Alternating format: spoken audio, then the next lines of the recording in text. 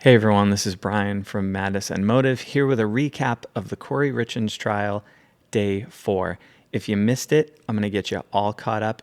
Our first witness today was a carryover from day 3. The defense wasn't finished with Chelsea Gibson. If you've been following my recaps on day 3, the defense was trying to emphasize that the crime scene techs left a lot of areas of the house unsearched.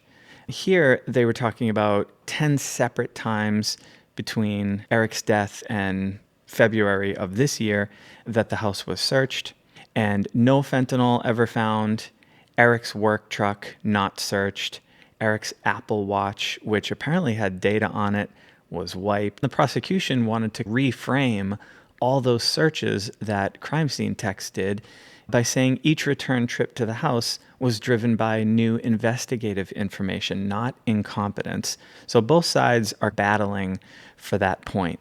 Next, we had Dr. Brianna Peterson.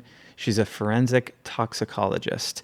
And we were digging into some of the substances that were found in Eric's blood and in his stomach.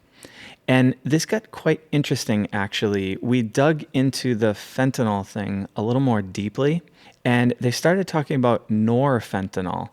And the presence of that substance can mean that Eric's body had begun metabolizing the drug before he died. And this is something the defense leaned into later on, so I'll get back to it in a second. Now, when we talk about the stomach, this is where things get more layered. Dr. Peterson confirmed fentanyl at extremely high levels, and then also a new substance, acetylfentanyl. And basically what this implies is that the fentanyl that was in his stomach was a street drug. This wasn't some prescription or something like that. And again, if you've followed my recaps, you know that quetiapine was also found in his stomach. This was a prescription of Kouri's, not Eric's. But what we talked about today was the math works out to only about 11 milligrams, and that's well below a standard prescription dose. I know the presence of quetiapine in Eric's stomach really bothered a lot of people on social media, so it could be getting to the jury. Something we learned today was that it had not reached Eric's blood above reportable levels, which means he died before it could absorb. And the prosecution used this to imply that someone put it in a drink he consumed shortly before death. Now, one of the more interesting points that the defense tried to score, but I don't think they really landed it, was to argue that the presence of norfentanyl suggested that Eric had prior fentanyl exposure because he had to be tolerant enough to metabolize it. But Dr. Peterson actually agreed with this very plainly. So it was an attempt, but a miss in my opinion. Then we had 3 witnesses to build a digital chain. So Detective Frank Root, he collected 2 phones from Robert Josh Grossman. And if you recall, this is Kouri Richins' boyfriend on the side. He said he'd broken them on accident. And the phones were shuttled back and forth between Grossman and law enforcement multiple times. So that allows the defense to raise some chain of custody questions. And we had Cheney Eng Tao, who extracted data from both of those phones and matched hash values, which showed no data was altered. And then we had Brian Holden from the Utah State Crime Lab. He tested 19 physical items from the Richins home, but he was asked to only test for fentanyl. And this is something the defense was calling out, like they had tunnel vision on just fentanyl, because they could have tested for things like oxycodone, hydrocodone, OxyContin, but no one did in the 4 years since these 19 items were seized. Then we come to Carmen Lauber. So this is a housekeeper that had a history with Kouri. And I'm going to invite you to visit my blog on madnessandmotive.com. You can read all the detail in the recap here. What I'm going to jump to is a quick timeline that's going to show you the 4 drug deals that Kouri did with Carmen and some other people that Carmen was utilizing to carry these out. So the first one happened in early February. All right, we got a $600 deal. Carmen uses the assistance of someone named Susan Kohler, We've got some white pills thought to be oxycodone. Kouri claims that this is for one of her house flipping clients. Now, after this, not long after it actually, just on February 11th, we've got a second deal. Kouri reaches out to Carmen again and says, hey, my client needs something stronger. Carmen calls on Robert Crozier, I think is how you say it. And we've got some light green pills for this deal. And it's possible that this is fentanyl, but we're really not clear on that, actually. And I'll get into more detail on that in just a second. So Kouri uses one of her houses for this deal. She leaves the money in it, and Carmen actually buries the pills in a fire pit for Kouri to pick up later. And then a third deal in February. This is going to be late February. Kouri comes back to Carmen and says, okay, I need the Michael Jackson stuff, which, if you recall, is propofol. We've got a $1,000 deal happening. We're using the Midway house again, and we've got some lighter blue pills. Not super clear whether or not it's fentanyl. March 4th comes along. Unfortunately, Eric dies. And then we have a fourth deal. This one kind of confused me, but after talking about some of the details, we'll talk about why, or possibly why, this happened. So we're back to the same character, Robert, this time $1,300, darker blue pills, substance not identified. This one's interesting because in court, the actual check from Kouri was shown, and there was a memo on it, and it said construction clean Midway. And that's the property from her house flipping. It's this Midway house that they keep referring to. Carmen said, I never cleaned a house for Kouri, so this is just a lie. And it was pretty effective to show the check because it corroborated Carmen's testimony. Why do another drug deal after he passed away? Online, a lot of people were speculating that maybe she did this to make it look like she was just doing these deals anyway. This had nothing to do with his death. Carmen actually asked Kouri when she found out he died, did those pills I sold you kill your husband? And Kouri lied to her and said, no, he died of a brain aneurysm. So that's really suspicious. Now, when the defense got up, one of the things they were really leaning into is Carmen's meetings with police, because actually her story changed on a few key items here, and the police were seen on video working with her to provide details that would get Kouri convicted in exchange for some legal benefit. So some of the quotes we have from the detectives give us the details that will ensure Kouri gets convicted of murder. This whole case is hinged on you. We need to finish painting the picture. And Carmen actually asked detectives for a blueprint of what to say. And she said, I'll do whatever it takes. Just write it all down and I'll sign it. So a lot, if not all of this, is on video and it's in the transcripts. So there's no getting around it. Again, we don't know how much this is landing with the jury. Honestly, in my opinion, Carmen came off as pretty genuine, pretty trustworthy, despite the issues.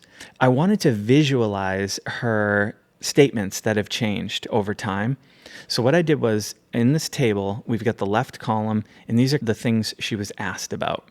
Then, in the next column is her May 2nd interview with police.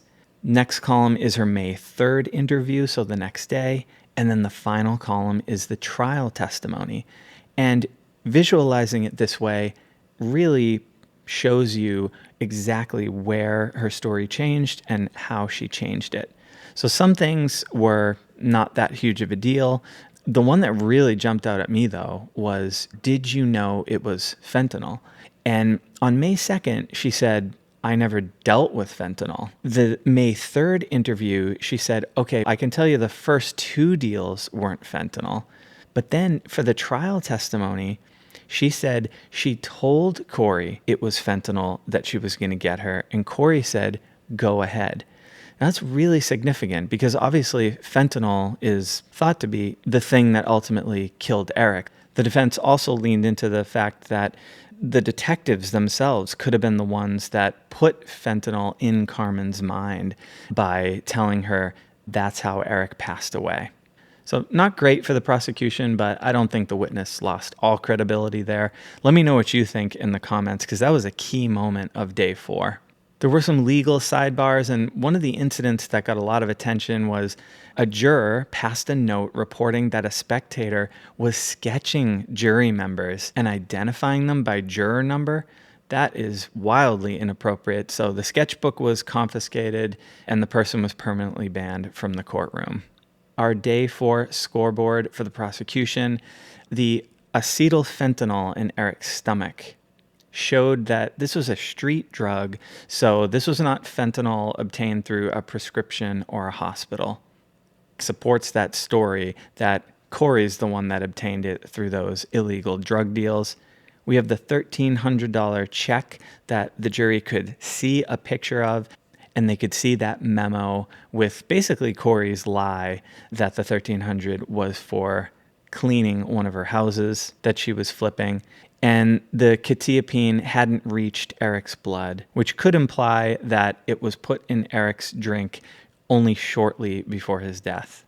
For the defense, we have the implication that law enforcement put pressure on Carmen to give the details that they needed to get a conviction, and the fact that Carmen's story changed across a number of interviews. And then, of course, we had another kind of attack on the investigative technique, 19 items being tested, and only for fentanyl, implying that tunnel vision. Now, let's talk about where social media stands, at least. Sentiment after day 4, we're back to an 88% believing she's guilty, 12% having doubts ratio. And this is what it was on day 1.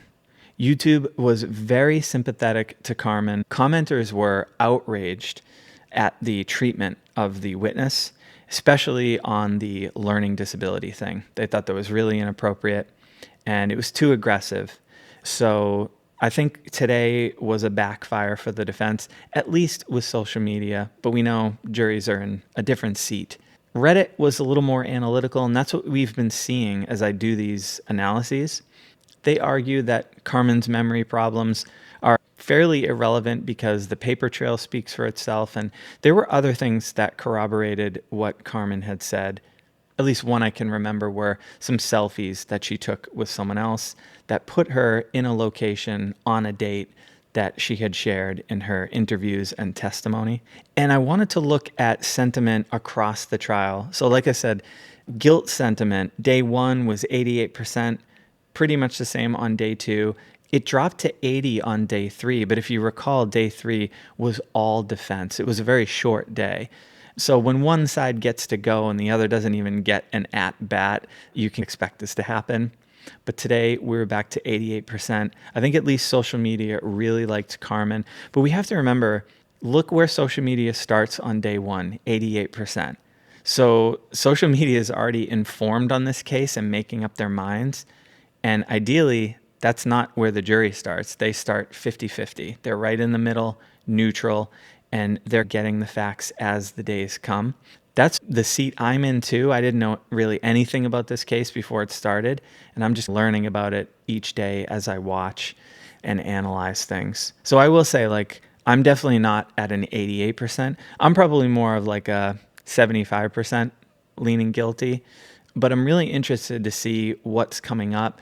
I know the prosecution has more evidence to show, and I think some of it is quite strong, so it's going to be a tough task for the defense. I think one question for day 5 is, can the prosecution rehabilitate Carmen on redirect, or has the damage been done? We shall see. If you enjoyed this video, please consider subscribing to my channel. And I encourage you to visit my website, madnessandmotive.com. I've got a recap of every single day with visualizations and data analysis of social media to see where people stand and give us an idea of where this case might end up. Let me know your thoughts in the comments, and I'll see you in the next video.